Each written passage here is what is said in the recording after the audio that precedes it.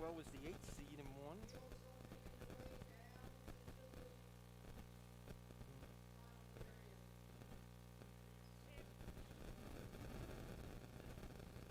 Championship Bay. TV pair here. Yeah. TV pairs. Pairs. TV pairs.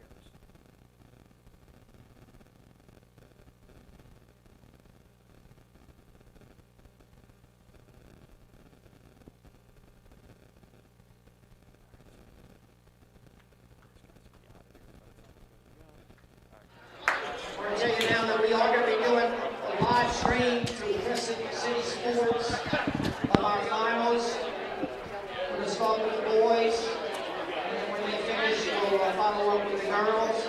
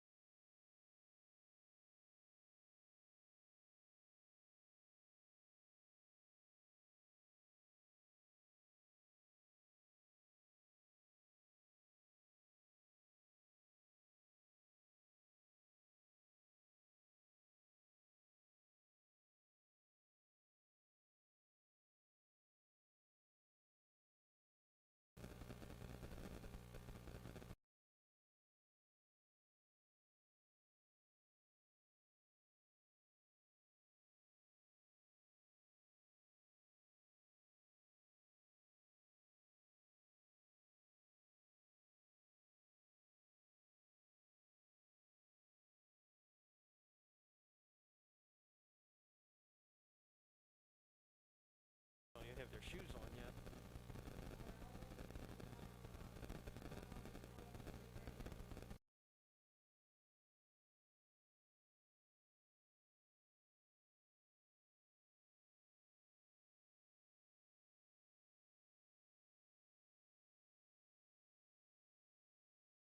All right, good enough. And we got Feinbaum on the screen. That's good too.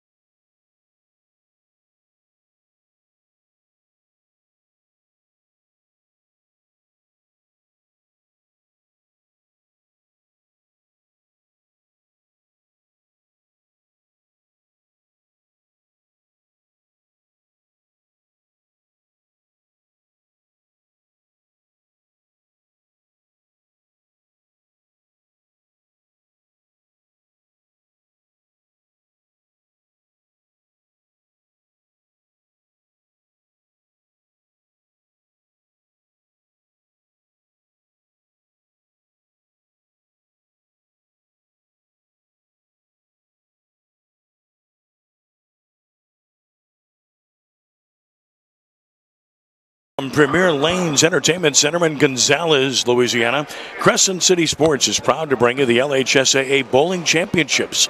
This afternoon, the state championship will be decided as the Central Wildcats take on the Brother Martin Crusaders. Common opponents would be Jesuit and Catholic. Of course, Catholic handed Central its only loss this year. Central defeated Jesuit the one time they met, and Brother Martin defeated Jesuit twice, including in the playoffs. So there has been some commonality between the two programs, who of course bowl in different markets and in different houses. And watching the first set here, Kent, in the semifinals, it looked like the lane started off being a little bit tight for everybody involved, and the scores got progressively better as they opened up a little bit. Well, I think that's going to be the most interesting thing to watch here early. Is we're bowling in an area that is not used a lot for league. It is used more as a VIP party area. It's kind of the championship bay today, but topography of these lanes, how the lane conditions react with this type of bowling on it, I think those are things we're going to have to watch early. You know, one problem that Central had in their loss to Catholic was the transition in the third game. That proved to be their downfall in that match, and it'll be interesting to see how these lanes transition today during the course of the competition. Yeah, and that Central Catholic match late in the regular season, Central actually had a lead 8.5, 7.5 going to the last game, and Catholic just about ran the table the last game, ended up 17.5, 9.5 in favor of Catholic. Let's take a look at the match format for those that aren't familiar with how bowling matches are decided. It's a match-to-match situation, 1 versus 1, 2 versus 2, and so forth. And as a result, it takes 27 points total to be decided, and you must have 14, obviously a majority, to win the match. So each game you'll have 8 points, which includes 6 singles matches and 2 total pins points, and then, of course, 3 bonus points for overall total pins, which, of course, decided the Brother Martin Catholic match earlier. Right, and the other thing to keep in mind is this. These coaches don't get any kind of discretion in terms of the order of their lineup. They pick their 6 bowlers, and then the 6 bowlers are lined up 1 to 6, low to high in average. So that's, you know, depth is a big part of this. You talked about, you know, the success that these teams had on a low pair, and that's, you know, that's a big factor in these matches, and it's part of the reason Brother Martin has had the success they've had over the years. It's just the depth of their lineup. When you're lining up with, you know, with Carson Coletti at number 1 as we get set for this to start, 191 average, but he shot a 718 in the semifinals, had a 766 in league on Saturday, including his first career 300 game. So, you know, that's coming out of your number 1 slot. Now, Central, you know, Chad Sanchez in the 1 slot shot 699 in the first in the semifinals earlier today, and he had the first 9 strikes in one of those games. So that's, you know, that left side, we've said it time and time again, that could be the difference in deciding this match. Practice ball's nearly finished as we're getting set for the start of this match. And again, we'll pay attention to lane conditions early on. It looks like pretty much reactive resin that everybody's got in the bag that they're using here. Once in a while, you might see urethane, but by and large, the high school bowlers are stuck with the reactive resin for this particular house. And looking at the oil pattern a little bit earlier, and again, we're on different lanes now, which Kent mentioned, which obviously has to be taken into consideration because different lanes mean different reactions. But by and large, it looked like an oil pattern of about 35 to 40 feet earlier when we were watching the bowling on the lower side of this house. This is the high side. It's an isolated side of the house where they have 6 lanes isolated from the rest. It's a very unique scenario that we have here at Premier Lanes, Kent. Yeah, it is, and the lanes are a little bit spread. There's 2 feet between the pairs of lanes. Like we say, it's a VIP section of this bowling center, and kind of the entertainment center that is the bowling arcade, restaurant, bar type atmosphere of the now in bowling, and these are the centers that are having a lot of success these days. So I think it's a great idea for a little difference here, and as you can hear, there is a loud and fairly large, boisterous crowd here. It's going to be a lot of fun to watch. We are so glad that you've chosen to join us as we get set for the start of play here today. Today's match on Crescent City Sports is brought to you by Ochsner Sports Medicine Institute. At Ochsner Sports Medicine Institute, each patient receives the same personalized care and innovative treatment as the professional athletes they treat every day. Get back in the game as quickly and safely as possible with the team that treats more than 30,000 athletes per year. Learn more at oxnard.org/sportsmed. We expect the lineups that competed in the semifinals to be the lineups here in the finals. Yeah, same lineup. Yeah. Central only has a 7-player roster, so you're not going to see a lot of movement there. Brother Martin sticking with the same starters that they went with in the Catholic match. I have never, to show you how far high school bowling has come, I've never seen this many television cameras and photographers at a bowling match yet. And we're underway, and each side is struck immediately for each respective team. And we'll get in a likely open frame coming up here in the first for Brother Martin. So you're looking at the 1 through 3 bowlers bowling on the pair on the left side of your screen. The 4 through 6 bowlers for each squad bowling on the right side. Ostensibly the right side of the higher average bowlers, but sometimes the lower average fit scores even better, as was the case earlier today for Brother Martin.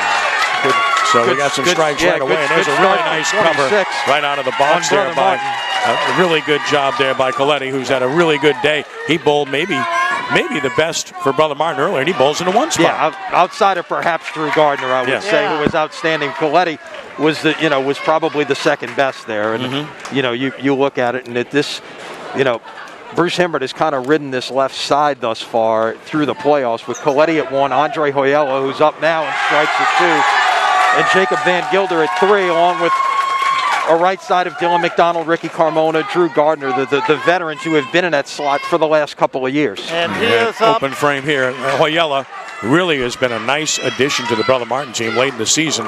Not used as much early on, but he has been used of late. Gardner's ball broke off there on the shot, left a 4-10.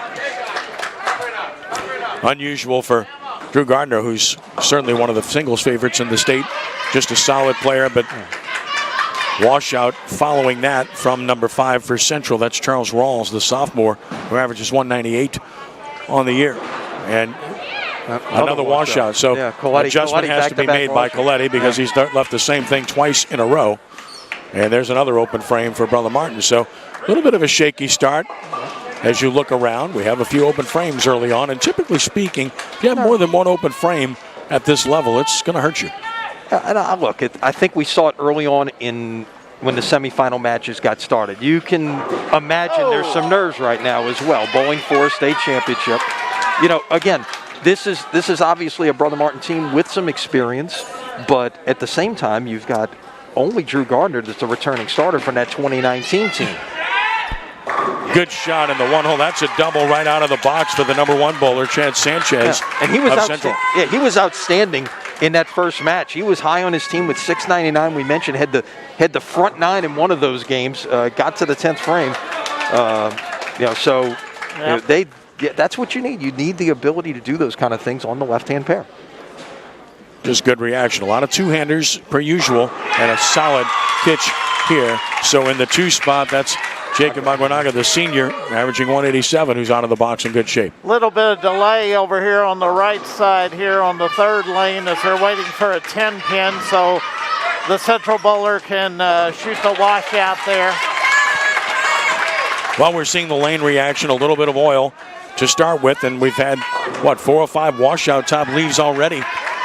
To make my point, which I made earlier regarding the oil pattern early on. You got a 210 on lane 26, which is effectively same type of leaf, just barely got the head pin out. Oh! Nice attempt at the cover, but unable to convert in the 4 spot. That's Alex LaDuff for Central. This time the carry for Van Gilder in the 3rd spot. Looks to have a better shot than he did earlier in the semifinals. Nice spare conversion here. Yeah, made a ball change moving over to the high side of the house here. And that's another point to bring up, the fine coaching on both sides. Scott Creeder, Phil Godley for Central, and Bruce Himbert for Brother Martin. Do an excellent job with these respective programs. So wide twice, another washout. Kent, that seems to be the theme early on. Yeah, it seems like speed may play a factor here because the ball in some cases just isn't getting up to the pocket. Yeah. Well, Coletti switches balls and gets an overreaction, going to a little bit softer core. That's the trick bag, trying to figure it out. Equipment is so important, it becomes a guessing game if you're in between. He bowled wonderfully earlier. Didn't get the reaction he wanted on 2 straight shots and switched balls in the 3rd frame and got the exact opposite reaction. Makes a nice cover, though, all with the ball, as we like to say. Yeah. But Coletti, as we mentioned, 7-18 in the semis against Catholic. And right away, there's a double start for the number 4 bowler for Brother Martin, Dylan McDonald. And that's good for him. Dylan has had a rough go of things, to be honest, here late in the season. And for him to get some confidence and get it going early, I think could be enormous for the success of this Brother Martin team. 10-pin miss by Rawls. Carmona with a perfect shot. So a couple of doubles on the high pair for Brother Martin to get things started, and an early lead in both spots. Again, this is a match-to-match scenario to keep your eye on. There's a nice cover of a spear. Double woods, never easy. You could see the scoring monitors at the top of your screen, Ken, so you can follow along with the scores themselves. Oyella gives it room and gets the reaction. The left side has been consistent. Lenny, you're a left-hander, so I'll start with you. Even though he's two hands, right now the left side is definitely a better reaction than the right side. No doubt. And again, the thing to remember about the left side versus the right side is because you're going to get less play, then you're not going to see the movement. You're not going to see other bowlers messing up your line, something like that. The double for Van Gilder, so he's been in the pocket. All three looks to really like this condition much better than what he saw earlier, and the ball switch has certainly benefited him. And there's again Coletti, this time light, so he's just trying to find it. That's 4 shots he's missed the pocket. And better shot that time by Gardner. He was inside target on the right lane, came back pretty solid. He had left a 10-pin. Crossover here, escapes very cleanly there. That's Chad Sanchez. Again, watch these single pin covers. They're probably the most important of all. That's another miss. So exactly what I'm talking about. The multi-pin covers are not automatic. There's a good cover by Coletti, but the single pin covers, that's what decides matches. The ability or lack thereof. And there's two straight spares missed by Brother Martin on the high pair. So strikes are great, but if you don't fill boxes, you're going to lose. To that point, Bruce Hempert said spares won him that match this morning. I believe that. Against a quality team, you're going to get strikes all around with guys averaging 180 or better or 190 or better, as is the case pretty much for these matches. 4-pin, pretty good shot, keeps it nice in the 1-3 pocket, slightly tight. This one's way out the window. Still got a good 9 out of it though, so that's a good reaction. That one quite wide, but Carmona gets a good 9 count out of it. And there's Oyella, who again, that left side, you can really take advantage when you're the only player lined up there. It's not going to change much. It's that, as Lenny mentioned. Transition's going to be much slower. You're going to be able to repeat shots. We'll get you, when we get to the 5th frame, we'll tell you exactly where we're at in terms of pins in the match and how each match stands. It can change quite a bit in a moment's notice, obviously. 10-pin for Van Gilder. He's made 4 good shots, but again, it's all about the conversions. But comfortably in the 1-3 pocket, all 4 shots. Beautiful shot here. So there's an excellent strike to get Central on the board. Yeah, and you look, 3 of their top 4 bowlers, Ken, are underclassmen. You've got Smith in the 3-hole, a sophomore. Rawls in the 5-hole, a sophomore. Coward in the 6-hole, a junior. Nice cover by Van Gilder to get the 10. And then again, there's that washout type shot that we're speaking of. This comes out of the 6-hole. That ball was trying to come back from about the 3 board, and it wasn't going to make it. Andrew Coward, very difficult cover for him. There's a beautiful shot. Trust is a must, and it pays off handsomely here for Sanchez. And there's a strike for Brother Martin for Gardner to try to get him started. The thing you want to do in your matches, you're looking head-to-head. You just want to maintain contact. It was a rough start for Drew Gardner with the split and the missed 10-pin, but he's only 8 pins down. There's the real nice ball reaction to get a wall strike for Chad Sanchez of Central. Nice open hand release there, but still a little bit wide for Aguanaga. And speaking of wide, a fortuitous 9 count here for Dylan McDonald. For Brother Martin. We're in the 4th frame. Again, we'll get you spotted in the 5th frame to let you know about where we're at in total pins in all these matches. Between the 3 of us brilliant mathematicians, will be able to come up with something. Just guessing. I don't know. We'll figure out some way to explain it. Spear converted by McDonald. And a spear converted here as well by Seth Smith. Smith averaging 190 on the year, sophomore for Central.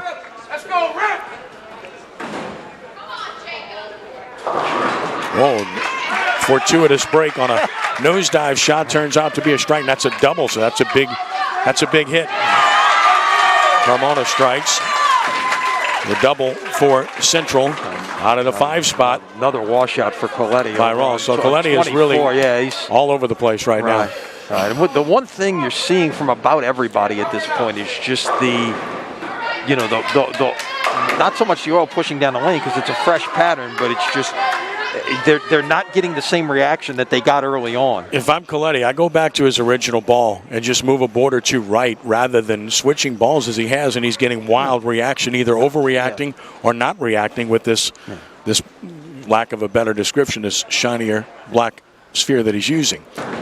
Bottom line is, with the other ball, he shot a tremendous series earlier today. And there is confidence with the ball. I can tell you as a bowler, when you do that, and he misses the spare badly. So he's got to, I'm sure Bruce Himbert will certainly have a chat with him about how to go about doing this. But if it were me, I'd go back to the ball that you bowled extremely well with and just make a board adjustment. But right now he's down. So we get to the 5th frame on the low-end pair, approaching the 5th frame on the high-end pair. And we'll tell you who's up in just a moment. Wall shot here, which carries for Brother Martin in the 4 spot, Dylan McDonald. Bowling better, as Lenny said, in this match thus far than he had previously. There's a really nice pitch, and that's a double that'll give the Central bowler a 1-pin lead. Nice shot there by Alex Leduff. He looks like he's able to open that lane up a little bit over there. Oyella triples for Brother Martin. It's the first triple we've seen thus far. Much better shot here for Coletti. Good adjustment right there, yep. And a strike recorded by Brother Martin's 5 bowler, Ricky Carmona. So now they're starting to adjust both sides. That's a really nice shot. And blows out the 5 and leaves the 7. That's tough stuff when you make a good shot like that. Van Gilder down the boards and strikes. And that's really his game. He's more comfortable in that, watching him bowl quite a bit, with that way of bowling, that methodology, rather than trying to give up boards. I want to cross a lot, because he's a tall bowler who gets extension and probably is 19, 20 miles an hour with his velocity. He can be at times. Better when he's not. I hear you. Beautiful shot here. So that is Gardner, who's on his game now. And has tripled to take the lead. He's locked in right now. Got past those first 2 frames. All right, so let's do our math summary here. On the low pair, Brother Martin is ahead of 2 matches. Central ahead in 1. And on the high pair, as we speak, it is Brother Martin ahead in 2, Central ahead in 1. So right now, Brother Martin up in 4 matches, Central up in 2. But all close and still a halfway mark of this match, of this game, I should say. And the 4, 5, 6 bowlers for Brother Martin on 5 straight strikes. Heating up as we speak. Tough spare here. Boy, what a nice cover by Oyella.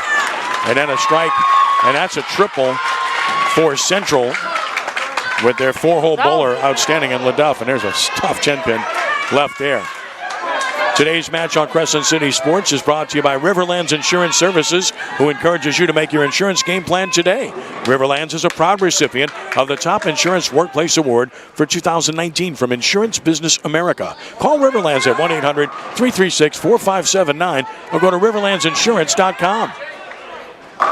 Another strike for Van Gilder, so he's doubled. He's hit the pocket every frame, Kent, so he's really liking this condition. Little emotion there, you gotta like that. Well, he's left 2 10-pins, made 1 and missed the other, but every shot's been in the hole. Is that from the player or his family, Ken? I don't know. And there's a missed spare here. So, again, spare is huge. In the grand scheme of things, that changes that match. Central definitely up at number 4. And a spare on a split shot here. Not the way you draw it up, but it certainly worked out very well for Charles Rawls. You know, one thing, guys, I think you have to give someone like Phil Godley a lot of credit, coaching both teams to the finals here. And that's not an easy thing to do, to work with both these teams. And last year he was the High School Coaches Association Coach of the Year, and certainly he's going to be right in the mix for that again. Little long with that shot by Coletti, but he got a break there and tripped out the bucket and left the 2-pin. I've already made my point about the ball situation, but he's got a good 9 count. Yeah, it was a better shot on the last shot. A little high, left the 4-pin, couldn't trip it. And there's a trip 4 from McDonald as he responds after the open frame. Coletti's going to cover up his spare. But he's down significantly in his match to Chad Sanchez of the Wildcats, who's bowled very solid thus far. A little tight on that pitch. Swishing 10-pin. That's a tough lead for Garner. Made a very good shot. Say swishing because the 5-pin went across the deck and went to the left wall and then came back toward the right wall but missed the 10. Still has the lead, about 25 in his match. Oyela's been very good. Again, when he gives it room like that, typically good things will happen. So, but got out of trouble there, and just the 10-pin standing. Wonder about his speed there. That ball really reacted more than I expected. A little bit softer, perhaps, than what he's been throwing it. Garner to cover the 10-pin, typically very good in these situations, and he is. That's why he's the highest average bowler on this excellent team. Coyle is going to use the whole lane and make it. Co-MVP of the district, along with Ben Hunt of Jesuit. 2 excellent bowlers. So we get to the 6th frame, and really not much has changed. It's a 4-2 lead for Brother Martin in the individual matches. This one's high. Avoids the split and has the spear to shoot at. Van Gilder tugs that one and got away with it. So his first shot, that wasn't a quality shot, and he gets one back. Bowling will even out, right? Or it's supposed to. It tends to. There's a nice strike for Coletti, so maybe that will get him going. If they get him going, they're going to be very difficult to beat if he bowls anywhere near the way he bowled earlier. But he's down in his match right now because this young man's bowled very well. Solid game thus far by Chad Sanchez, who strikes in the 7th, maintains his solid lead by 28 pins over Coletti. Any lead of 20 or more is a good lead. Any lead of 30 or more is a pretty safe lead. The lefty two-hander Oyela blows the rack out and carries the 10. And you see the emotion. He's the one guy on this team that will get his teammates fired up. And he's that's a miss you can't have right there, unfortunately. And Andre's an interesting story, Ken. He only bowled 8 games in the regular season, dealt with injuries early in the year, and only so many games to go around in high school bowling that it only ended up that he bowled 8 games this year. Keep an eye on this number 2 match. A really good one is Central's number 2 just doubled. Aguinaldo's throwing the ball extremely well. He's only down by 9. Van Gilder triples. 4-bagger, I should say. So he's in control of his match with 4 in a row now. My bad. Trying to cheat him out of one. It's because I'm thinking about somebody else. There's a strike. Well done. Flushed for number 5 for Central. That's Charles Rawls. And here's an unfortunate split for the Wildcats. Wow. Oh, he almost left the 7-9. Are you kidding me? 7-9 was standing there late. That would have been unbelievable. Fortunately, it didn't happen, and you got double split action of sorts here for Central.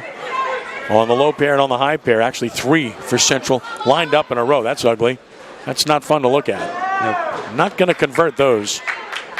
Very, very difficult to do so. You'd have to make an extraordinary shot. First was not converted. The second not converted. So it's going to be 3 consecutive open frames in all likelihood. Could be. This is makeable if you get it over there, but not far enough. That's tough. I mean, that's a lot of pins right there in a short period of time. And there's a beautiful shot, can opener. And as good as Sanchez has been, all of a sudden that opens the door for Coletti here a little bit. A strike could make it a 4-pin match. Alex Duff with a nice strike for Central. Coletti sets it wide and 2 wide. Again, I just don't like the reaction of this ball.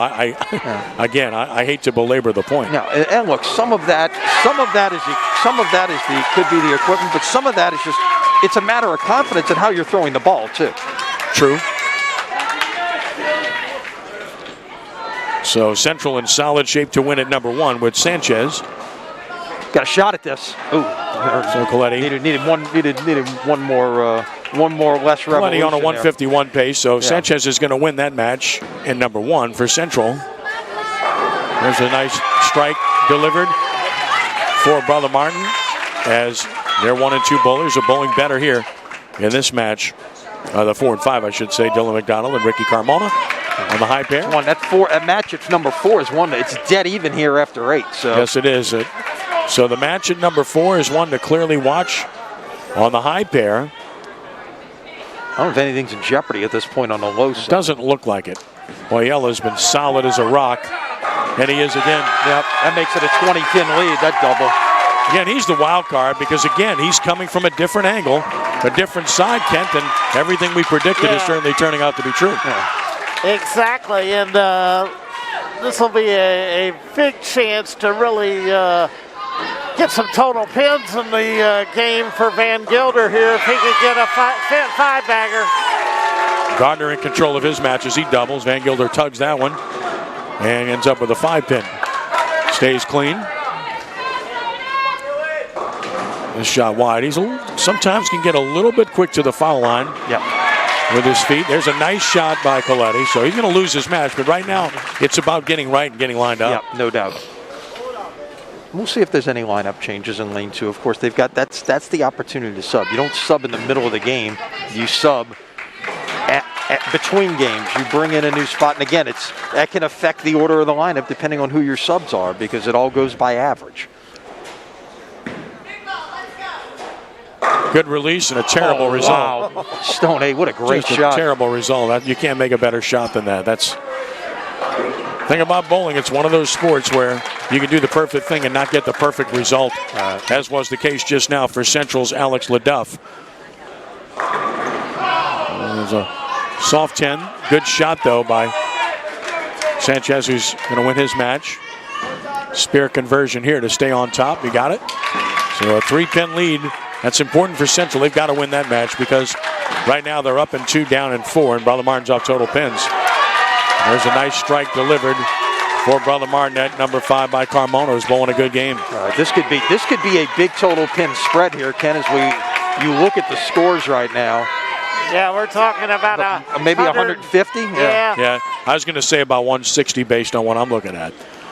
But again, that could change here with a frame and a half left. Beautiful shot here. Well delivered by Charles Rawls for Central. Here's Oyella, who's got a chance to shoot a big score. And he stuffs it. Strikeout for 245.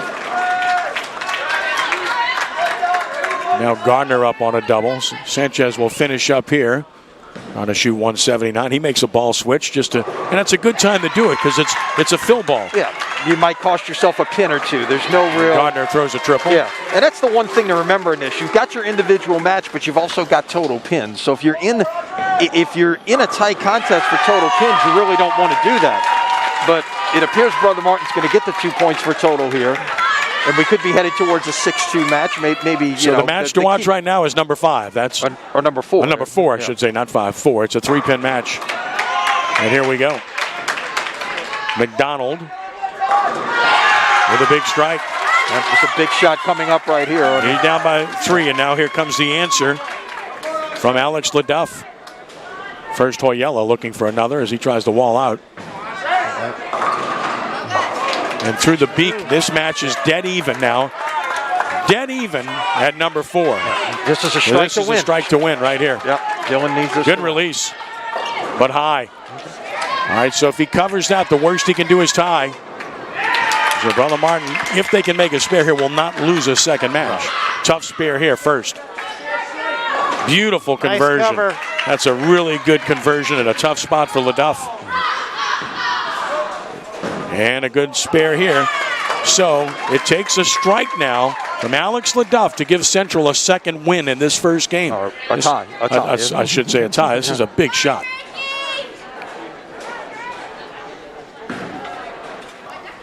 That's obviously what we're focusing on right now as compared to the other pair. Great finish, though, for Central at number 2. Here we go. Perfect shot, and you get a tie. Very nice. That's beautifully done. That's clutch bowling. Made a really tough spare, and then comes back and just throws a beautiful shot for a strike. So LaDuff at 191 ties his match.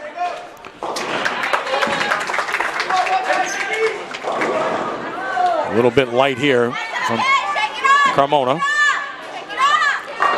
Nice strike. So Central filling some boxes beautifully here in the 10th frame and cutting into that total pin deficit, which is important.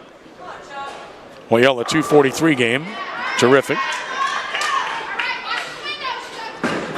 Van Gilder finishing up. Opens up the rack there with a 225 game.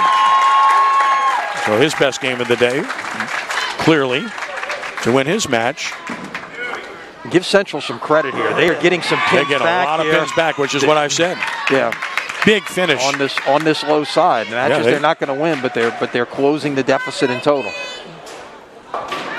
It's going to be a 6.5 to 1.5 game in terms of the points that are going to be awarded. The question is, what will the total pins be? Look like it might be 160 or so now. It could be closer to 100. Nice strike here. So a good game delivered by Carmona. 233 game for Brother Martin to win his match. A little wide on that pitch, but still a good finish at number 3 for Seth Smith, who shoots 192. Will fall short to Van Gilder, of course. Nice strike again. So Central again pushing the envelope here at the end of the game. If they can carry this over, good things are going to happen. So now we're just waiting for the anchor bowlers to finish up here. This is Coward. He's wide. He's had a rough game. And he struggled on the fresh in the first match as well. So it did get That's true. a little better as it opened up. Yeah. Beautiful shot by Gardner. He's locked in. Shot 140 in that opening game.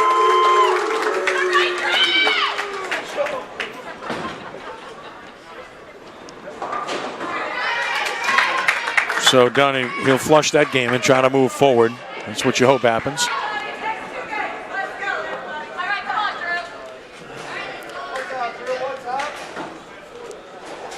Gardner is apt to take a lot of time. He always does.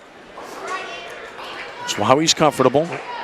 He's not quite in JL territory, but No. We're not talking about 2-minute warning. Human rain delay. He'll put that knee up there and just take a second and think about it.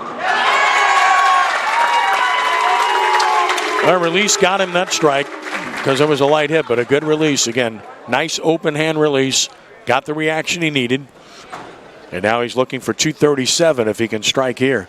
And this would be 1280 for Brother Martin in the first game as opposed to 1196 or 1096. This could be 1096. So it ended up being as I thought it would be after all, largely because of what happened in the last couple of bowlers for Brother Martin here. They made up about 40 pins. Gardner takes it off the sheet with a 237. So 6.5 to 1.5. Brother Martin with the lead after one game. As the Crusaders dominate this one at 1280 with their final score in game one. And it was 1096. So 184 pin lead. 184. That's pretty significant lead. And a little bit different than what happened early on. It all came on the right side this time. It was 151 on the right and only 33 on the left side. Today's match on Crescent City Sports is brought to you by the Greater New Orleans USBC, serving men and youth bowlers in the New Orleans area. Contact your local bowling center today to learn more about leagues, tournaments, and other opportunities to enjoy the sport of bowling, or learn more at gnousbc.org. Thanks to Claude Mayer and their entire board for their support of high school bowling. We deeply appreciate that. They help us make this possible here today at CrescentCitySports.com. So game one to Brother Martin by 6.5 to 1.5 margin over Central as game two gets set to take place here. Brother Martin with a lead of 184 pins after game one. That's a very sizable lead, Kent. Yeah, it really is, and going to make it more difficult for them to try to do anything to flip it like they did in their last two wins. Again, they were 100 down after that first game against East Ascension, not only down 6-2, but down 100 in total, and turned it all around. Yeah, and that's exactly what they did against Central Lafourche. Central Lafourche in that match looked like they were ready to roll against Central, and then it just was completely different. So very important for Brother Martin to stay in the moment here. Both teams staying with the same lineup here in game 2. And a good start here for Coletti.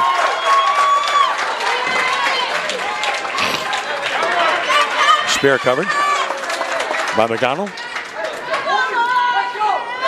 Central, more than anything, has to get its anchor bowler going, and Andrew Coward. He's a 201 average bowler, Ken, and obviously struggled in that first game. Yeah, he struggled 2 of the 3 games this morning, so they really need him this game, among others. Sanchez misses a spare, and a strike for Hoyela to get started. A little bit of an out-of-bounds shot here by Carmona. But a relatively easy spare still in the center of the lane. Anything in the center of the lane, as long as it's not double wood, is spare you don't mind shooting at all. A 2-pin, 3-pin, 5-pin. In this case, the 1-2. Can you stand next to me and tell me that when I'm bowling league? Well, it sounds good to me now that I'm retired, right? As mentioned, thought it would be an easy spare. It was. Van Gilder flushes his first. So Brother Martin off to a 3-strike start on the low pit, which is where they've dominated all season long. Yeah, that's a tough break. Yeah, Kent, I always make the analogy when I try to explain high school bowling to people, it's a lot like cross country. You can have, in cross country, you can have the fastest runner in the world running on your team, but you need 5 people to be able to do it to help, put that team score out there. Every one of these matches is worth a point. Number 1 is worth the same as number 6. Just to put it in perspective, the only way Brother Martin could clinch the championship is by winning every match here in game 2. Yeah, you see on your screen, 14 needed to win, so if Brother Martin would go 8-0 in this match, they could clinch. Or 7.5. Yeah, if they had a tie in there. Point out what just happened here in the one spot for Central, a split, but then not getting any pins on the spear ball. That's significant when you let pins get away.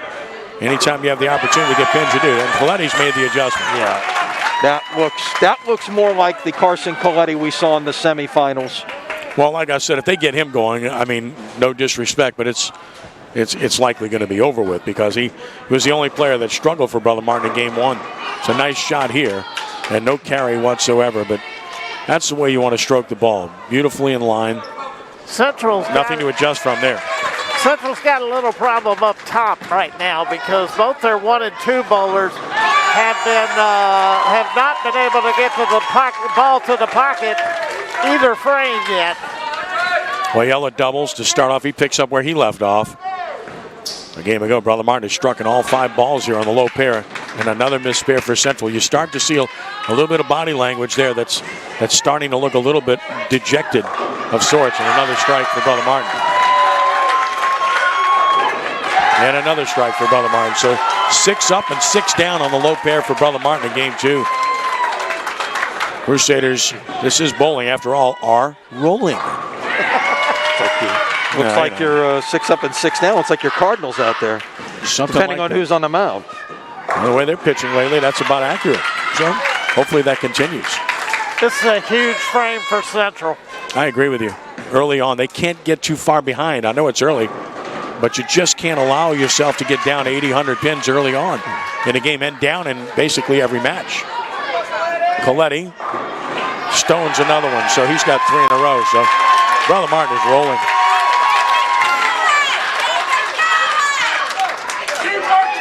Keep working, Coletti. Nice extension on that shot, and he carries the 4-pin. Tripping the 4-out Gardner, consistent as can be. Spear conversion here for Chad Sanchez, who won his first match, the only Central player to win in game 1. Well, this may be the only way to stop Brother Martin is turn the machine off. Hoyela trips the 10-pin out, so he's got the first 3. That's 8 up and 8 down. Hey, you're right, Kent. You gotta lane that's out. More than a 180 on the high pair of lanes right now, so we have to wait. Nothing like disrupting a team that's got it going right now, right? And I mean got it going. Well, the top part's taking care of things at the moment. Van Gilder with a big 4 right through the net. First time that's happened. That stops some momentum. Meanwhile, on the high pair, 2 doubles for Central, so pretty good start there for the Wildcats. Can't miss spares, though. When you look at that match right now at number 2, Hoyola's got 3 in a row, and Aguinaldo's got 3 opens. Trip 5-7 and a good smile because you know things went well for you there. Yeah. I mean, it wasn't a good enough shot to give yourself a chance, but when you trip out 2 pins, then you got things going for you. So that's right now what McDonald's thinking about that particular shot. Again, good fortune's a good thing right now for Dylan McDonald. Rawls goes high, so his double stops at 2 in a row. Meanwhile, Carmona trips it out. He's got himself a double. Will take the lead in his match as a result. Yeah, Ken, you look at the scores that this Brother Martin team has shot in the playoffs. At second round match against Jesuit, 37-77. Third round match against Shaw, 38-62. Earlier today against Catholic, 38-73. You think 3,600, you think of a 200 average, 3,600 is par. Okay, that's... And here's they never shot anything that big in the regular season, and their high game was 1291. They've already got 4 games in the playoffs over 1,300. Well, that's what I've looked at is the individual games and the 1,300s they posted in the playoffs. 4-pin left by Coletti. You're right. Here's the thing about Brother Martin, Kent. They bowl their home matches at Colonial Lanes in Harahan, whereas basically most of the New Orleans area region teams bowl at AMF Lanes in Kenner. So there's a strike delivered beautifully by Gardner. Bottom line is that all these houses they're bowling in are not their home houses at all, but it doesn't faze them in the least. Actually, the AMF in Kenner is a little bit better scoring overall than Colonial Lanes. Not much, but a little. The other house they bowl in the New Orleans area, Westside Bowl, is a tougher condition, a tougher scoring house. It has been, and all of a sudden some things changed over there and opened some things up, and it's become a much better scoring house as of the second half of this bowling season. Meanwhile, in this region, Kent, you look at All-Star Lanes in Baton Rouge as compared to Gonzales. Which one is the better scoring house? Well, I know more about All-Star, and of course a lot of these teams had to bowl some matches at Circle Bowl before it closed, which was a much tougher house, but All-Star is a scoring house, and a lot of these kids practice there. And you know, I was talking to Phil Godley for a story I wrote in Saturday's Advocate about the 6 finalists from Baton Rouge, and he cited that the coaches are now really getting their kids out into Saturday and Sunday leagues and into the tournaments and all, and it's really helped them when it comes to situations like these high school playoffs. Triple here for Carmona for Brother Martin. Nice spare on the 10-pin for Central to keep the lead by Seth Smith at number 3. And a nice kick out of the 10-pin here for Central at number 5 by Charles Rawls. Nice spare on the double wood by Van Gilder, who had tugged the first one, but makes a nice shot on the spare ball. Still down in his match slightly. Nice stroke here. So there's a strike in the 6th spot for Central for Coward. And there's Coletti throwing a good shot again for Brother Martin. So he's made the adjustment. Lanes have opened up a little bit. He's looking like he did earlier today. Coletti has that don't mess with me look as he comes off the lanes, doesn't he, Ken? He does. 10-pin by Gardner. Good shot nonetheless. That stops his string of 3. So no, we won't have any perfect game here. Came close to having one on the girls' side earlier this year. I'm talking about on that pair, but on the low pair, we still have Oyella with 4 in a row. Earlier today, Sarah Ruby gave everybody a thrill. Yeah, front 10 in the final game of the semifinal. We'll see her coming up in the finals. And I put it on Oyella as he's high. KOD there by Ken. Yeah, so Sarah had the first 10. And through the Greek Church in the 11th. Fantastic game nonetheless at 283 for Archbishop Chappelle. They'll be in the girls' championship against Central. As Kent mentioned, quite an accomplishment to have both the boys and girls of the Wildcats in the championship matches. Coached by the same coach. Good spear delivered here by Hoyela, while you have a miss spear by Gardner. And rare miss. And second time they've been able to do it. Meanwhile, Carmona's hot. He's got 4 in a row for Brother Martin. So it breaks out all over the place against the Crusaders. They have a lot of guys that can hurt you. Beautiful shot here.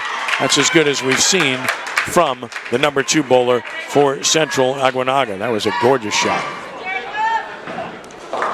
Van Gilder gets 9. Same hit and an 8 count for Central in their number 4 spot from Alex LeDuff. Shot 191 in game 1. Good open hand release and a beautiful result. Sometimes you just like the release regardless of the location. That release was sweet, but so was the location. Van Gilder spears. And unable to convert the 310. So an open frame for LeDuff. So we reach the 5th frame as we look at the matches right now. And number 1, Brother Martin is up. Number 2, Brother Martin's up. Number 3, Central's up. First, let's take a look at this shot right through the bevel. 10-pin, excellent shot nonetheless. And Brother Martin has the lead in all 3 on the high pair. So the Crusaders up in 5 of 6 right now. Although the 6th hole is a 1-pin match. The 6th spot. And the other thing you look at, just on the left-hand pair right now, Ken, look at the total pins. Coletti's going to miss the 10-pin. But right now, in just 5 frames, Brother Martin's got a 130-pin lead in total pins on the left-hand pair. Which is what they do to people all the time on the low pair, as we've spoken of. It's the way they've absolutely, it demeans their high pair, not in the least. It just tells you about how good their depth is. There's a big split 5-count, split/washout. That's an ouch shot.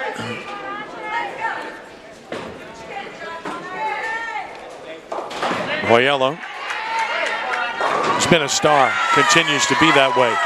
Today's match on Crescent City Sports is brought to you by Louisiana Operation Lifesaver, dedicated to reducing collisions, fatalities, and injuries at highway rail crossings. Remember, when you see tracks, think train. For more information, follow them on Facebook or visit laoperationlifesaver.org. Solid 10-pin for Van Gilder. And maximize to get 3 here, which is what you're looking for Gardner. And now Gardner behind in this match. So now Central's taking a lead in 2 matches. Here as we are past the halfway mark of game 2. Van Gilder converts, and a nice strike by McDonald, which gives him a double, in control of his match. Tough break here, a 4-9 for Coletti. Made an excellent shot, and that match still in his hands. Washout here. Total pin definitive edge to Brother Martin in this game. Great shot. No luck. Hit that pin twice. Would have been a 5-bagger, but just wouldn't go for Carmona. And a beautiful shot here. In the 1 spot for Central by Chad Sanchez. He doubles, so he makes that match considerably closer after an open frame. Back-to-back opens now. That's become an 18-pin match from one that was almost in Sharpie there. And another spare miss here. So that tightens that match up as well. So things changing pretty quickly here. And Central getting a ray of light. Crossed over. Easy leave, though. Still a 21-pin lead for Carmona, but open the door. Sometimes that's all you need. Loyola breaks up a strike, and of course a response there by Charles Rawls, who sees the open frame, and he goes up and strikes.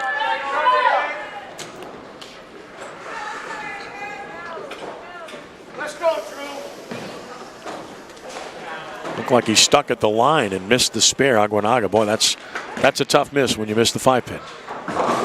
Oh, that's a really bad break here for Central. Boy, yeah, I mean, that's just a lousy break. When you leave a light tickle hit, a pocket hit, and you end up leaving the 8-10. Yeah, I mean, I guess it could have been a 2-8-10, and the 2-pin ended up going down. A terrible break, and then on the other side, a split to answer him. Yeah, this could be 3 opens in a row by Gardner here. Suddenly has lost his mastery of that pair. Right. And is behind in the match. Yeah, I mean, Gardner today was averaging over 250 for his first 4 games and started out with 3 in a row here in this game. Van Gilder tightens his match with a strike. See if we can cover here.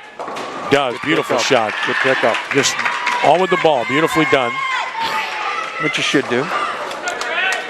Keep a 15-pin lead at number 3 for Central. Sanchez is wide. Washout results. Hard to avoid that when you miss the head pin. 10-pin here. Good shot nonetheless from McDonald. He's looking for a 3-bagger as things have slowed down for Brother Martin. Their last frame. And that pellet's out the window. So a little bit fast with his feet. Now the good news for Coletti is he wasn't on a spare or a strike. Oh, yeah, so he's not going to lose any count. He still has another ball. And there's a beautiful cover. So there's a nice answer for Central by Sanchez. Again, you show a team a little bit of room and they're going to take advantage. That's what Central is, a good team. They're going to take advantage. Nice cover by McDonald. Now let's see if Coletti can keep his poise and make a good shot. On his spare ball, he does, and guess what? No harm done. He's got a spare. That's a big spare. Left himself a makeable spare there. Ken. Well, I mean, if he doesn't mark there, he's got a single, he's got a 10-pin, 15-pin lead. Instead, he's still up nicely. It's an important spare. He's up 22 rather than being up 13 or 14. Carmona strikes. He comes back off of a miss to strike and maintains the lead in his match. Andre Hoyela has been a star for Brother Martin. Good reach down the lane. Look at that. Boy, when you get that extension, you're going to get the reaction even if you're a little bit wide of target, Yeah, Ken. exactly. And he's throwing the ball with such good speed right now. He's not trying to overthrow it. He can open up the lane a little bit. You joke sometimes, Kent, that he's got 2 boards to hit and both of them have arrows on it, so it's... Well, if he throws that same shot too hard, it's not going to get there or break loose. Got great extension on that shot. 10-pin for Van Gilder, a nice strike here. Gardner gets back for on Gardner, so they get him back on, and a 10-pin leave. Meanwhile, for Central, and a 10-pin cover for Central on the high pair. 2 types of 10-pins. You got the, the blowout 10, and you got the 10 where this is going to be a miss.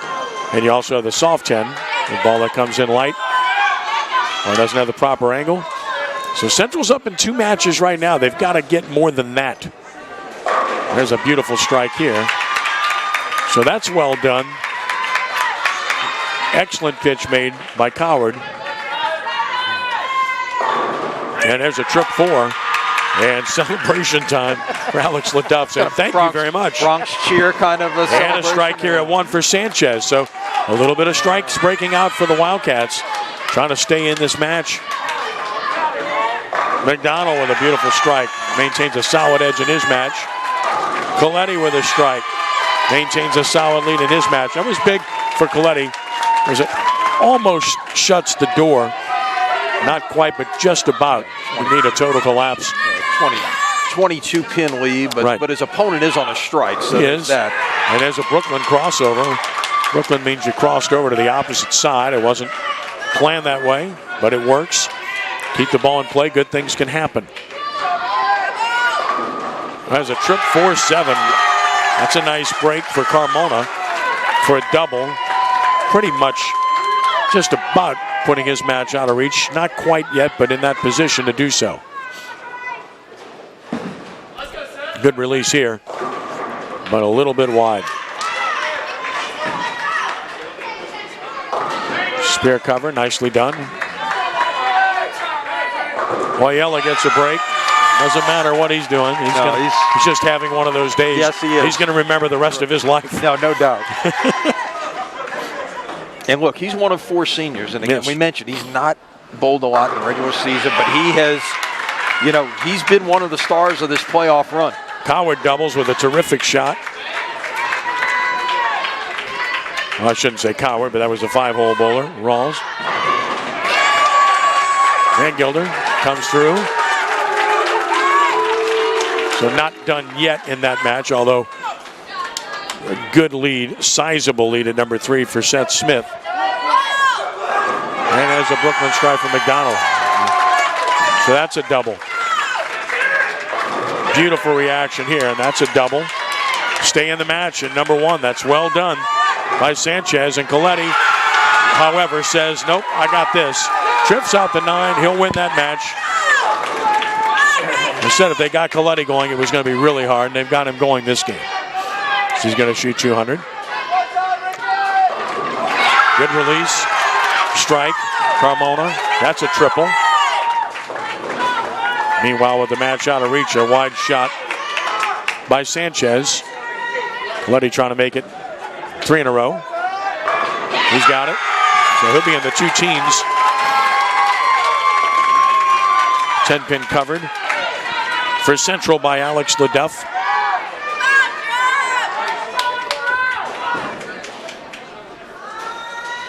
And a good spear for a 181 game here by Chad Sanchez, who won his first match.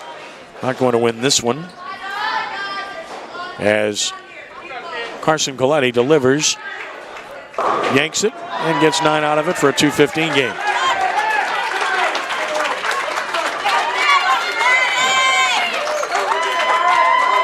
Ken, as you look at this now, we're looking at possibly, 12 and a half, 3 and a half going into the last game. But maybe too much of a total pin lead to overcome. This could be plus 300 going to the last game. Tripped it out. Gardner trips it out to stay alive in his match. So that match isn't over by any stretch. Hoyela leaves a soft 10. It's about the only thing he hasn't carried. No. Good spear here.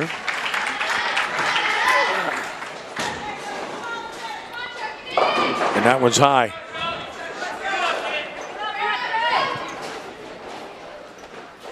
Central's best shot here is to win 2 of these 6 matches, but it would still be a 6-2 game, as Lenny alluded to. And Hoyela continues to just bowl beautifully. The thing I like about Hoyela is he's had 3 spares to make in this game. He's made them all. Because you know he's going to throw the strike. Speaking of strikes, there's a nice strike. Little love tap on the 10-pin at number 2 for Aguanaga. That's high.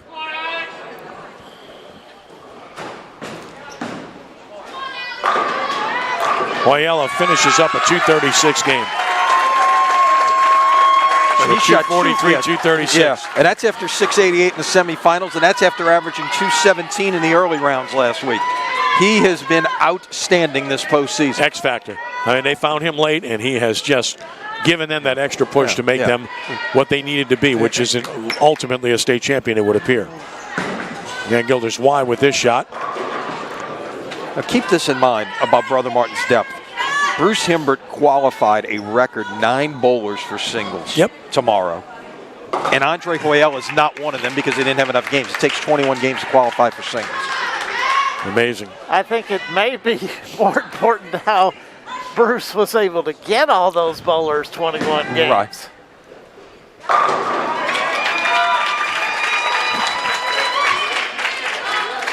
So the high pit for Brother Martin coming through in a big way in this game. Still to be decided is the 6th hole in this particular game. Perfect shot here. So a 201 game. And number 3 for Seth Smith, who wins his match.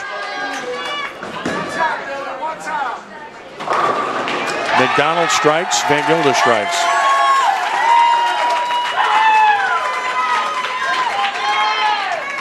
So again, the match to watch is at number 6 here. That's close. Drew Gardner struck in the 9th. I'm going to see what's going to happen here. I got a feeling we're going to see a couple of subs here for the last game. We have the possibility of this being 13.5, 3.5, or 13.5 to 2.5. With again total pins that are just too much to overcome at this point. Yeah, Gardner needs an open frame to win, but he's still in the match at number 6. So here it is right here. Oh my goodness! Stone 10-pin. Stone 9-pin. Yeah. You can't make a better shot than what you just saw from Seth Smith. I mean, that was absolutely perfect. Now he just needs fill 18 pins to count. Right.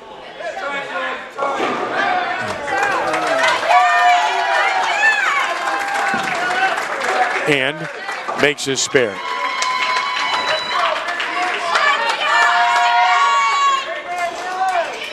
McDonald with a 2:33 game comes through in a big way. It's a big hug from his coach in the process. That's been a long time coming. He's, like I said, it was a rough go late in the season for him, and I think he figured some things out in that game. Nice shot here to finish up by Andrew Coward, who shoots 201. And another strike delivered here by Ricky Carmona. This is going to be a gigantic total pin margin here. It's going to be out of reach, total pin-wise. Let's just tell the truth here in that regard. Brother Martin's up by 127 on the low pair, and this could be as much as 300 on the high pair. Let's see. Yeah. So you're talking what could be, if Gardner can flip his match here, which he basically needs to fill 18 pins. Strike. Well done. It's almost like, guys, they hit an extra gear when the playoffs start in Brother Martin. Yep. The 1300s last week, the score today earlier. It's almost like it's another gear when the playoffs start. This will be the 5th 1300 of the playoffs after none in the regular season. Excellent game delivered here by Ricky Carmona. That is a huge game, as Carmona getting congratulations all around for a 255 game. And again, look at the game they're shooting on that high pair. Goodness gracious. If Gardner can go off the sheet for 220s here. Now they're going to shoot 700 on the high, 700 on the high pair. Yeah. They've got 712 if he strikes out. Right. And they've already got 629 in on a low pair, so that would be 1341. That'd be a bunch. All quiet here for Gardner trying to win his match. Needs to have a mark at least to do so. And tugged it, and now he's got to pick this up to win the point. Got to make it to win the match. So suddenly Central could win a match here.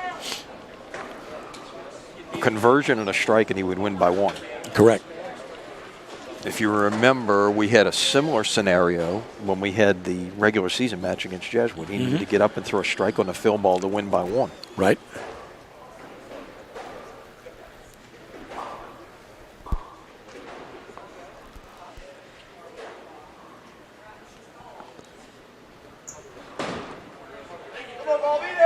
And a great spare, but still has to strike to win the match. Yep. That's an excellent shot, though. No doubt. That was textbook, Kenny. As soon as he let it go, you had a good vantage point, right? As soon as it hit the lane, he was dead on it. Strong possibility of a tie here. Needs a strike to win. 9 to tie. Anything less? And that's a victory for Andrew Coward in that match. Will not change the eventual outcome of this state championship match, but certainly would be a nice impetus for the Wildcats to carry forward into Game 3. They're just dead silent here. Gotta love it. And he wins the match by a pin. So Gardner shows you a lot right there, doesn't he? Makes the 310 and then flushes one to win the match, 202 to 201. And that's kind of the way things have gone for Brother Martin today. And the scene that we saw, very reminiscent in that regular season match against Jesuit. So it's now 13.5 to 2.5. 13.5. A tie is in the bag at this point if Central would somehow run the table. But in reality, what you're looking at here is Brother Martin is now up by 435 pins, if my math is correct. 318 on the right pair, 127 on the left pair. 445, I'm sorry.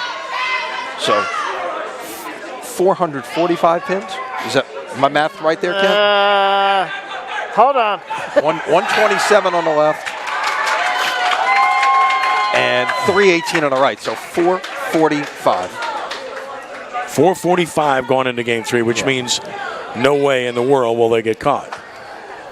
Which means Brother Martin will get the 3 bonus points at the end of this match, which means Brother Martin's going to repeat as state champions. And like you said, don't be surprised if you see a couple of lineup changes Yeah, I think here. I think I can tell some things right now that you're already on the way of seeing that. Carson Coletti's putting his stuff up. I think what you're going to see is the 4 other bowlers that Bruce Himmert had on the bench will all come in here. He'll leave in his 2 seniors, Hoyela and Gardner, for one final game. And he'll have all 4 of his seniors in the lineup. Which would make a tremendous amount of sense. It's not about margins, it's about experience and about giving people the opportunity to participate.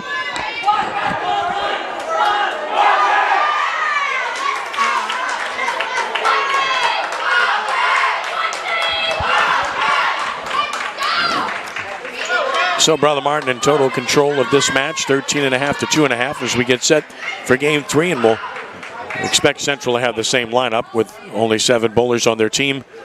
Although we'll double check that and make sure that they don't make a change. Make sure we're not. Brother Martin's going to make changes wholesale, so Lenny will spot that as he knows all the participants. We see some bowlers not shoeing up, but shoeing down, if you will, putting their shoe protections on so you can walk around, not messing up your shoes. Although you're not going to be called upon once you're out of the lineup, you're done. Day's work is done for the underclassmen for Brother Martin. Well, you got a couple of them that will stay in there that are actually coming in for the first time off the bench. It should be, the 4 guys on his bench for these matches have been Carson Sheehan, Ray Johnson, Ethan Porta, and Darren Martino. You got 2 seniors in that group, and Sheehan and Martino, who would get the chance to come in, along with Porta, who was big. He stepped in the semifinals as well and stepped up in a big way. He did. And Sheehan was huge in that match over Jesuit. Came in off the bench as well. So. It's we'll confirm that that's what it. But again, we'll double check before I tell you who's in the 1 through 6 spots. We'll double check to make sure we know who's in and who's out for Brother Martin. 13.5 to 2.5.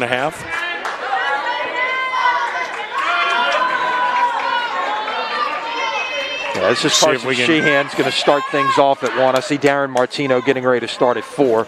So it looks like your left side is going to be Sheehan, Johnson, and Hoyela. And on the right side, it will be Martino, Porta, and Gardner. Sheehan at 1. Johnson at 2. Johnson at 2. Yep. Hoyela at 3. Martino at 4. Porta at 5. Gardner at 6 is what we would expect to see here. And this is what we saw in the final game against Shaw as well. So Martino is at the 4 spot. Right. Porta's at 5. Gardner at 6. So you've got all 4 seniors in there, plus a couple of juniors as well. So you can expect Central to fare better this game, with all due respect. You got bowlers coming off the bench ice cold, and an open frame for Brother Martin right away, but an open frame for Central as well at number 1. And a nice spare conversion by Martino here.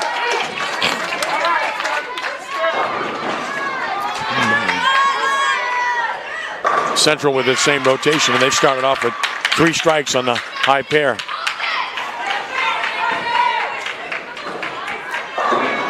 Good release and a strike here. Porta throwing that strike. He could be the most improved bowler on this team. And when you see the kind of numbers they put up, there's obviously a lot of improvement. But he made a big jump this year, and he's going to be a big part of this team next year as a senior. First look at Ray Johnson, the junior, Brother Martin. High backswing. Sets it down well. The backswing and the roll don't seem to match. He's got that high swing. You think it's going to be a hard power shot, and it's not. He slows it down. Martino strikes for Brother Martin. Johnson for the cross lane spare on the right lane. You got to be next to the ball return. Good shot at it. Good release. Like that a lot.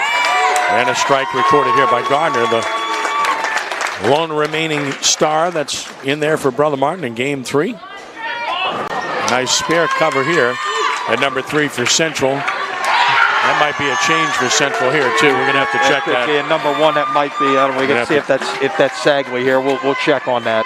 Yeah, we're going to have to check that to see if Central made a change here. It looked like they did. Kent may be able to check that in his. Yep, 1 second. Meanwhile, Hoyela still in there.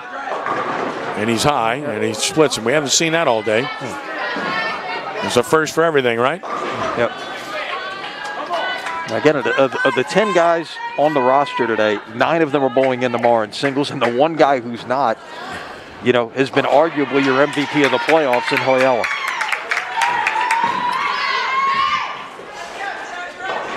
Ends up with a 9 count. So, a couple open frames for Brother Martin on a low pair. Central off to a better start in this game, as we expected. Lineup is listed the same for Central on my sheet. Okay. Just want to make sure that that's accurate. Very nice pitch here by Chet Sanchez. And then a ringing 10, meanwhile, on another fine shot for Central at number 5, Charles Rawls. Look at this shot. Stone 8-pin for Gardner. Maybe the best shot he's thrown all day. Yep. Wow. Turns around like, okay. Nothing you can do about it. Still make the spare.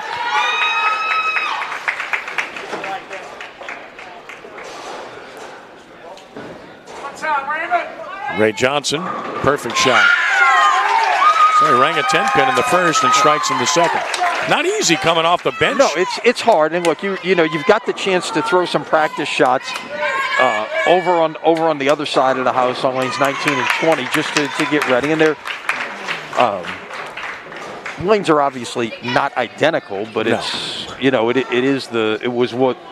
it started out as fresh, just like these lanes did. Right. It helped. Yeah. Well, you get ready, and again, you just you talk about the depth. Bruce Himber goes to his bench and brings in 183, 186, 196, and 199 average bowlers. Ayala strikes after Smith struck for Central. So we're through 2 frames of the final game.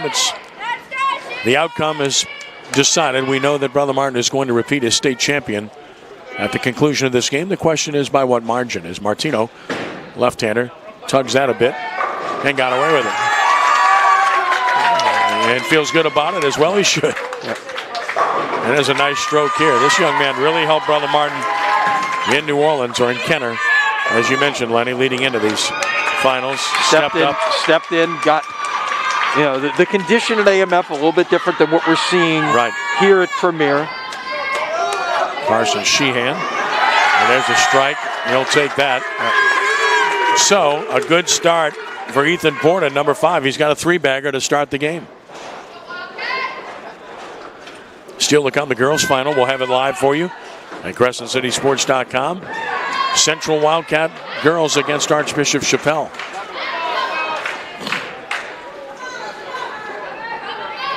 Central's girls, the number 9 seed. That's a great accomplishment to get here. Yep. Johnson sends it and can't get the result. So he's left a 10-pin and a 7-pin. He's making good shots.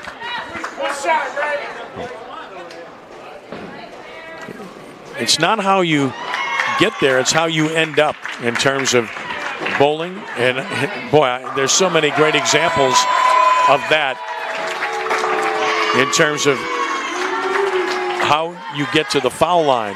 And when I watch Johnson right here in front of us, that's just about to release. Look at the backswing. It's way over his head, but look where he ends up.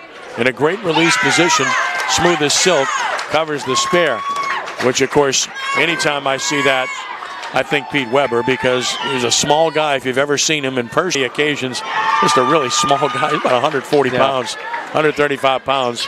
But what he generates with that backswing that goes almost to the ceiling, he ends up in a perfect position with his hand release being the best I've ever seen. And he has such speed control and able to open up the lane so well.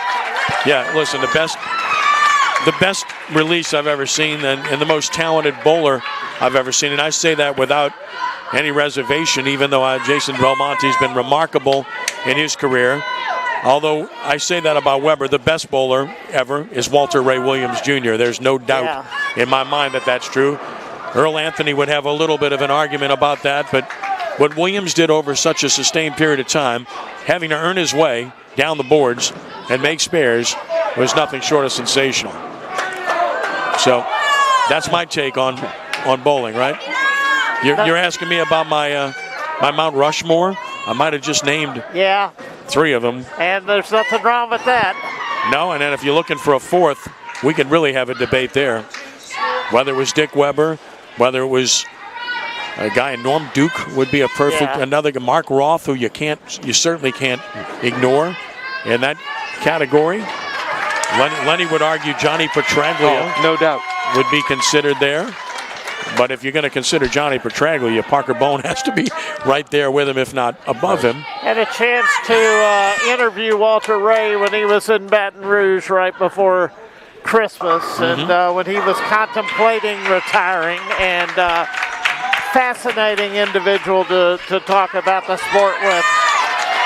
Interestingly, we did as Martino Spears, we did a great story on him when he was in New Orleans to bowl in the Pro Bowlers event there, and he did a horseshoe exhibition on that Sunday before the event started, and it was incredible. He had 48 out of 50 ringers, and I did a story on him. And he's the most, if you ever met the guy and talked to him, he's deadpan as can be, but yet he's the most eagle-eyed. Just look at his eyes. I don't know that I've ever seen a guy with that determined a look of a sports person ever in my life. Unbelievable competitor and determination.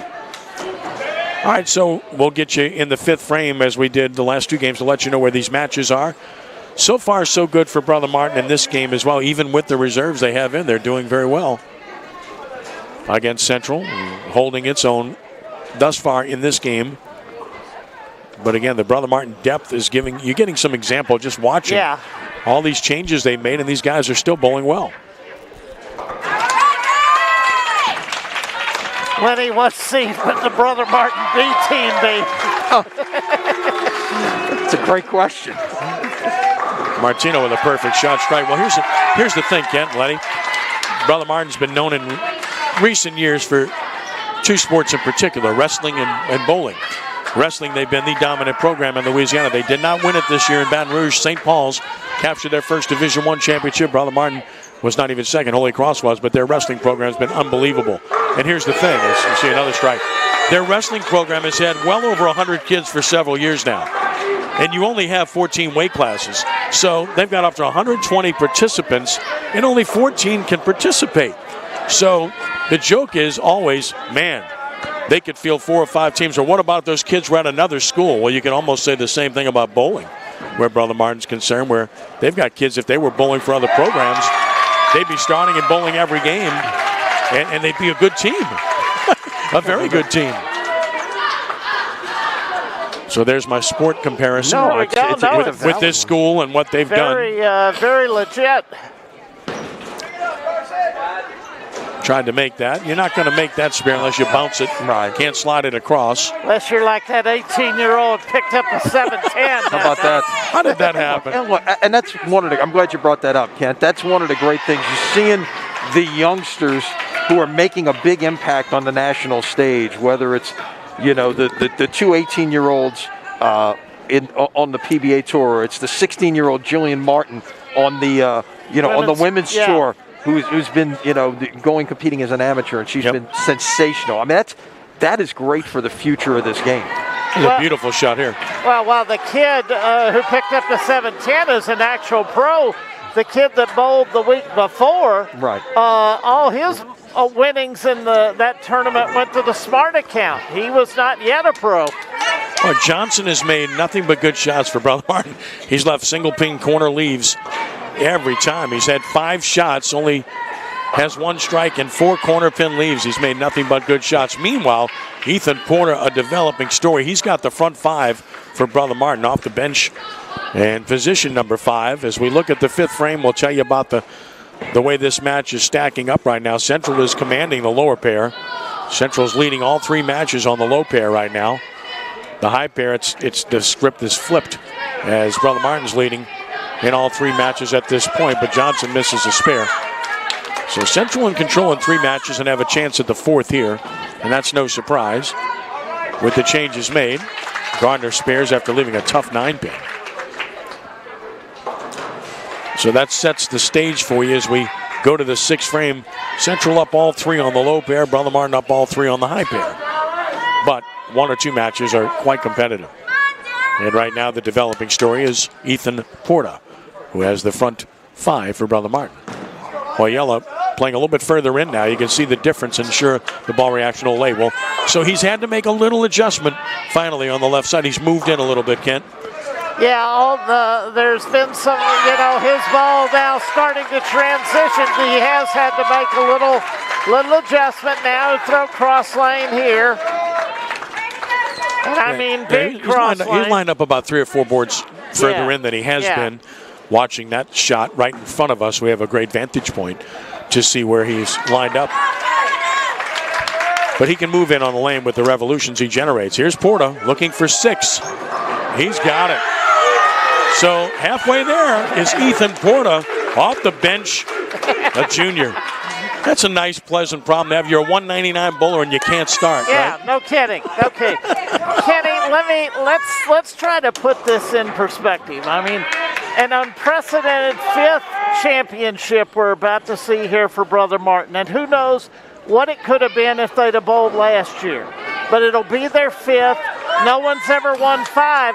But here's the deal now. Once they win today, they will have the chance, and the first chance anybody has had, to win 4 straight, like Denham Springs Girls did in the first 4 years of the program next year. But let's put this in perspective, too, when you start talking about the run here.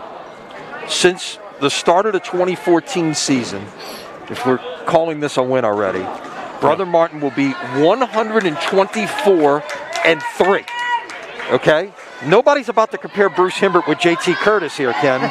But that's the kind of record that we're talking about here. We're talking about a semifinal loss in 2014 to Barb, a semifinal loss in 2017 to Vanderbilt over at the River Center, and then the regular season match earlier this year against Catholic. That is the only 3 losses in this span in 8 years. And it's pretty remarkable. And it's sustained. It's very, very difficult to do. But the Crusaders have been able to do it. And when you look at boys bowling over this last decade or so, it's been dominated by the same teams. You had Barb won a couple, Archbishop Rummel won a couple.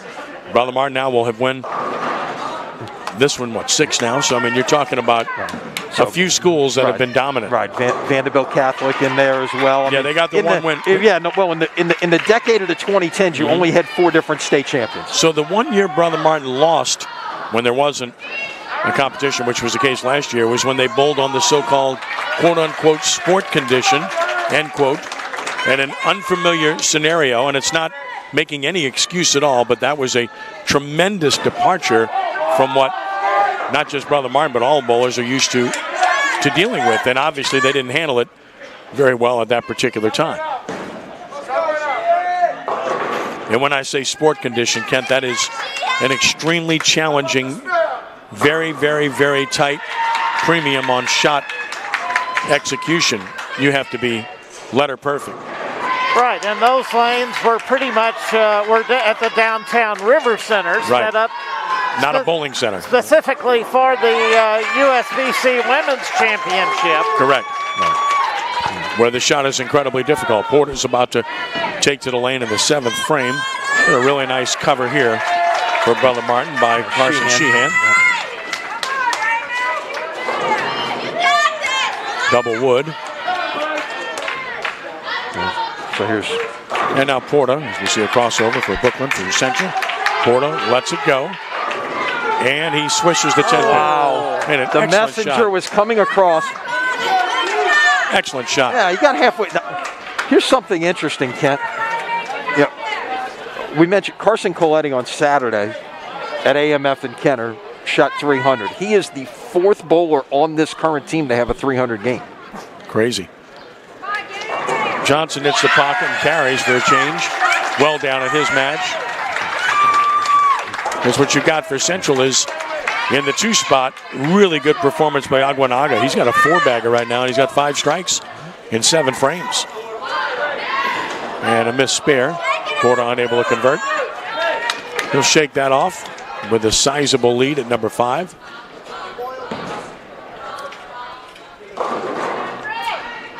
A little bit wide by Coward.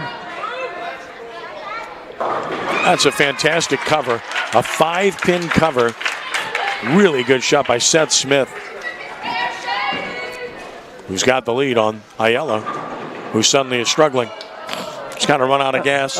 And look, I guess He's entitled. There's nothing wrong with letting down and relaxing a little bit. He's entitled. The two guys who have been in for all 3 games, Hoyela and Gardner.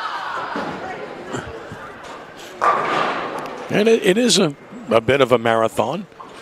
You got under pressure. You've got to bowl 6 games. And you had to bowl 9. They had to bowl 9 in the early rounds.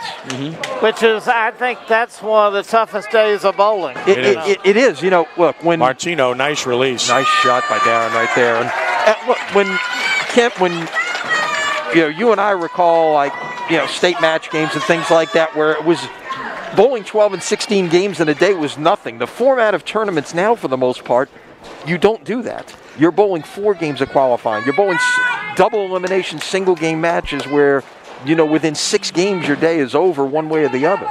Well, I'll cite these 2 coaches while they're, Coach Godley and Bruce here, while they're sitting in front of us. They did a very good job in early matches there of getting some of their kids some rest early that day in the first 3 rounds. Right, and Coach Godley didn't have a lot of options because he's only got 7, but he rotated through his first round match so much so he only bowled 4 bowlers in the last game when he had the match clinched. Because he wanted to. It's legal. You're still a legal lineup. Yes, perfectly legal. Yes. Come on, Ray. Johnson with a 7 count. So Central remains in control of all 3 matches on the low pair. I think. And on the high pair, it's still Brother Martin in control of all 3 matches. I think the 3 of us have probably seen maybe all 5 of these championships. This has got to be a pretty satisfying one, I would think. I'll leave that to you to ask that question in the post. I probably will. Yeah. I probably will. Miss spare by Johnson. So Central in good shape to win all 3 matches on the low pair here. Brother Martin in pretty good shape to win all 3 on the high pair. And it looks like they're okay in total pins as well, because the total pin margin on the high pair is greater than the significant, low pair. yes. Yeah. Largely because of the front 2 bowlers. Right. In the 4 and 5 spot, Yeah. Martino and Porter have been outstanding. Meanwhile, Gardner trying to finish up a good series. Got the 7-10 out. Wow. And Hoyela's speed is reduced significantly. I just think he's a little bit fatigued Now, from all this. this is going to be a 3rd state championship for Drew Gardner. He finished 2nd in singles as a freshman in 2018. Cody Schaefer, I saw him here earlier. I don't know if he stuck around, but Schaefer had that double 2 years ago that he won the team title and then got up and won that individual title, striking out in the 10th frame. Yeah, I mean, there have been a lot of great players. We were talking earlier with several people, and Bruce Simmer and I were talking too about some of the great bowlers we've seen.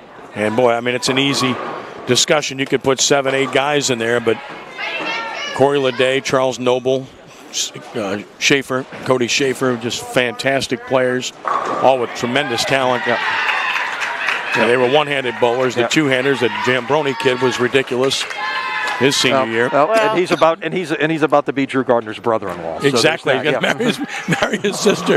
He told me all about that. That kid's got how many 300 games now? My goodness gracious. It's off the charts. I lost count somewhere along the way. I'm sure Perry has too. Perry Jambroni, I talked after the first match to Robin Davis, the Catholic coach, and I'm sure Phil would feel the same way once a little time passes.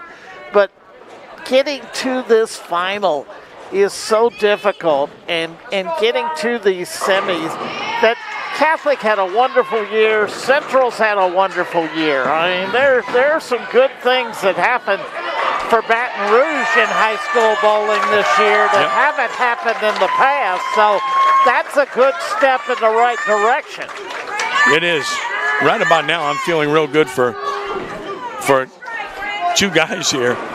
Because when you look at what Darren Martino and Ethan Porter are doing, coming off the bench to bowl the kind of games they're bowling, it's pretty special. And it's hard to do. Porta splits here. He's still going to have a very good game. Yeah. And the 220s are better, and Martino might beat that. And again, you've been sitting and watching all day. Apparently, Ethan's father promised him a new car if he shot 300 in Gonzales, so he won't get the. He was probably sweating after the front You six. think? Yeah. Or his checkbook or his credit card was, I should say. Yeah, you got that right. Ray Johnson with the strike. Martino, I believe, has only missed the pocket once. He left that one lead to the 247. That was it, as I recall. It's hit the pocket every other frame. I'm sure what the 7th frame was, but yeah, he's put some doubles together in there, and he's been solid. That's right there as well. I mean, that's what he's done the whole game. Yep. He left a solid 10-pin in the 4th frame on a double, and then since then, well, he's had 2 pocket shots out of the pocket because he missed first frame and the 7th frame. He's walking back. He's in the 10th frame. He hasn't bowled all day. What do you expect? Your job's not done yet. Get back up there, young man. So he does return to the lane, says, yeah, I'll take another shot. Watches Drew Gardner strike for a double. Well, I guess with that shot now, with that strike, this is official. It's over. Yeah, Brother Martin is going to win those 3 matches. Yeah. So now we'll watch for total pins. And the yellow covers. Central's going to win all 3 matches on the other pair. Look at Martino flush this. Yeah, he's going to finish with a game in the 240s. Yep. Yeah. His high game this year was 243, so he's got a chance to top that right here. Had a chance to bowl with his dad many times, Darren. Yep. Good bowler. And might be the loudest person here as well, I might add. But I say that affectionately. Big Darren's got a little work to do because if you noticed during our Brother Martin Jesuit coverage from Colonial, one of the additions this year out there were banners on the masking units for all of those state championships. Yeah. Well, what a game by Martino. Shoots a 246 game. That's wonderful. Off the bench. How about that? Is the banner already made, or is it going to have to be? I got a feeling it might get done tomorrow. I'm just saying, This is getting to be like Skip Bertman's Intimidator here. That's, that was one of the things that was brought up when they were made. Moved in a little bit, did Porter, tugs it. Yeah. But anticlimactic, still finishing with an excellent game. And even with the lineup changes, they got a chance to shoot close to 700 again on the left side. Yep. 146 for Sheehan. And at number 1 for Central, Chad Sanchez will finish up to win his match. Second match he will have won today, so he did good work in the 1 spot for the Wildcats this afternoon.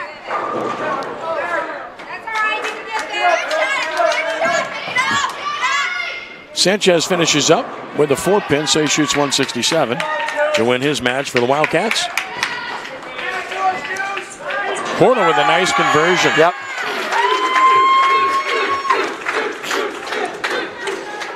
The Duff shot 197 for Central.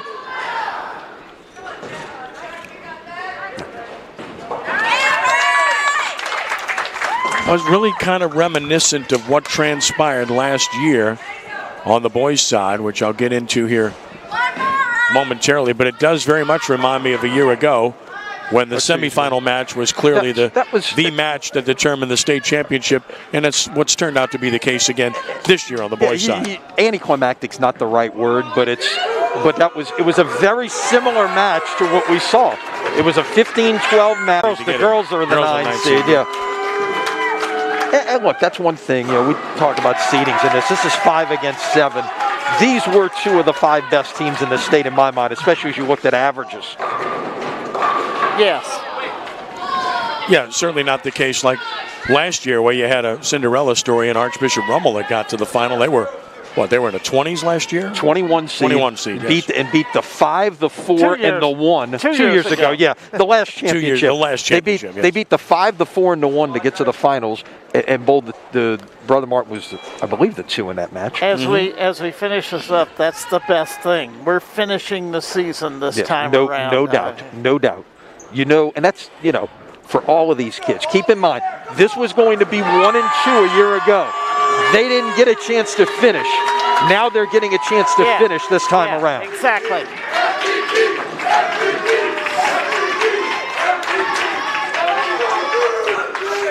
Again, you hear the cheers all over. Yeah. And you can make a case that Hoyela was the MVP of this team. This playoff run on Tuesday and today.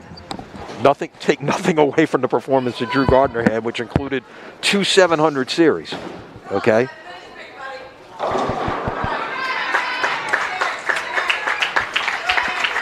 .211 game, well done, winning the match for Seth Smith, who had a 600-plus series here. 609. Gardner finishes it off with style, right? With a 223 game, and Brother Martin is your state champion.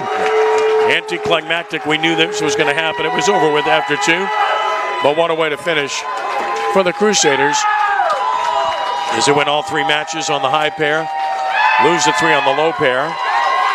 But a great victory for Brother Martin here this afternoon. I want to say 21.5 to 5.5, I believe is correct. I want to say 21.5 to 5.5 is the final margin. I right? believe that's going to be the case. Yeah, let's see. That should be what it is. So the two sides exchange handshakes, which is great to see as well.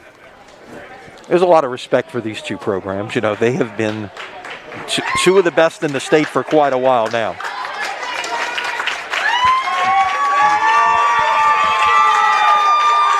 Celebration takes place for Brother Martin. All right. And Kent Lowe has a very happy coach right now. Make Let's sure go he's got down. the Yeah, make sure microphone the microphone is on. Kent Lowe, go ahead with a happy Bruce Hembert. The winners in the second, we want to congratulate. We're having some technical issues there. Oh, it's unbelievable. Don't get old. I promise you, don't get old. What was the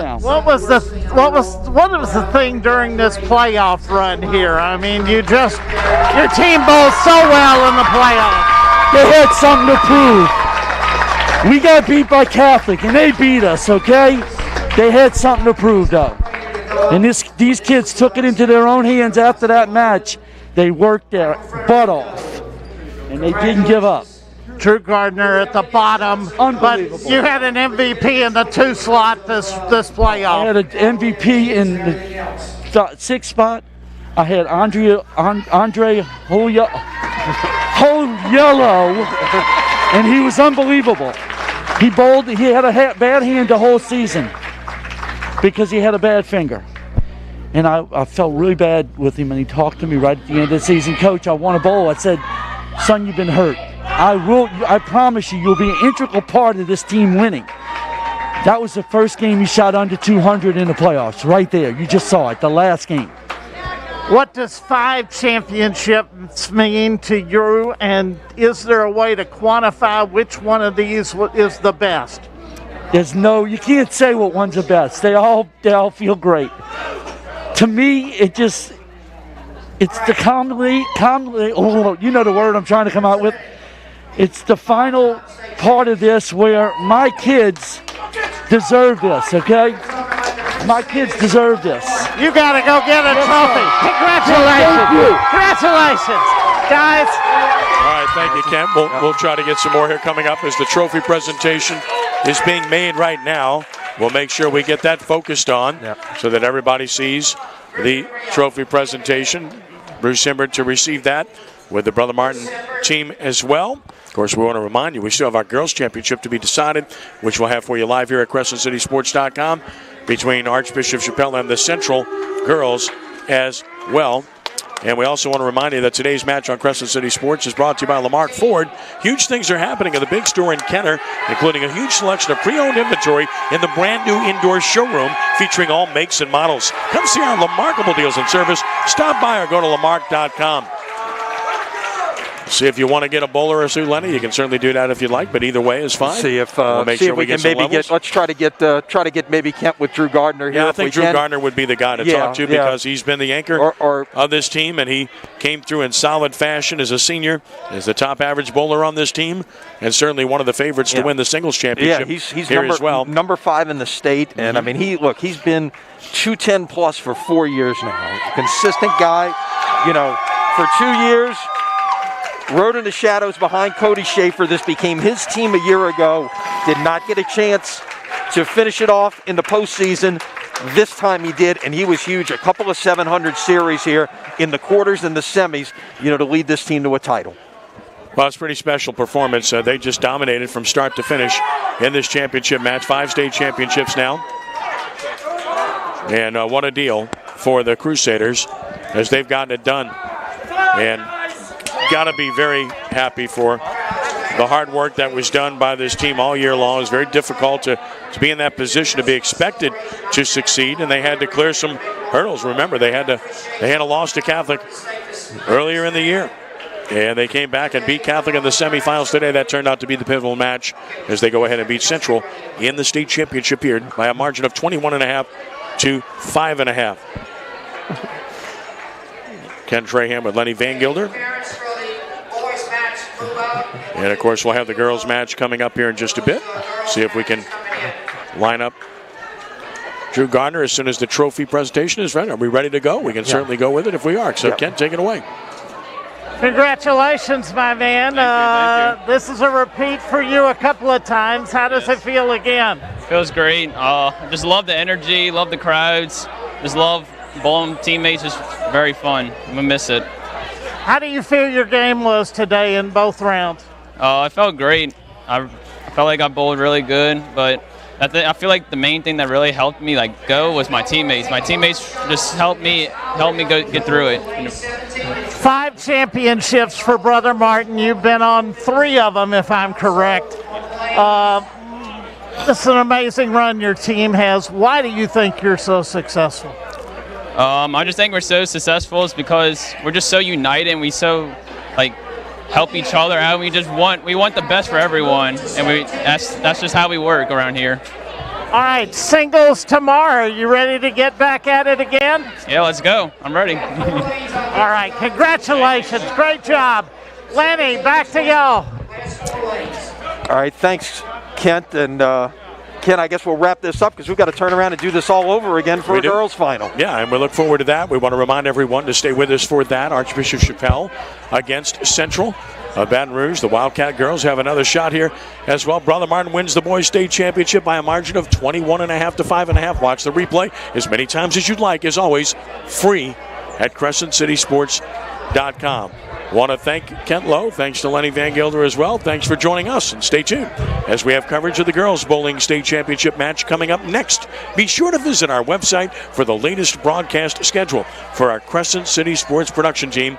And for Lenny Van Gilder and for Kent Lowe, I'm Ken Trahan saying so long from has won the 2021 LHSAA Boys Bowling State Championship.